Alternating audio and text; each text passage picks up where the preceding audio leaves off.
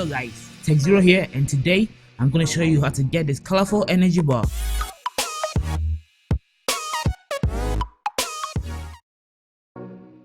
The link to download this app is in the description.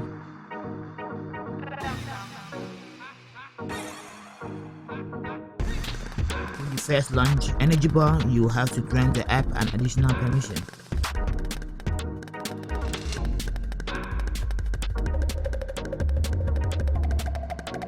Next, create your new battery indicator bar.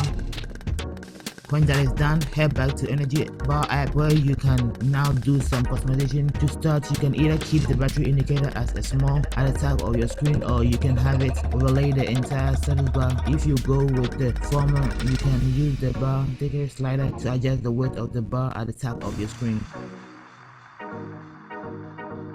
Towards the bottom of the screen, the color configuration section is where you can do more customization. The two options here are Range and Grenade, but the Grenade is a pro feature available through an in-app purchase for $1.99.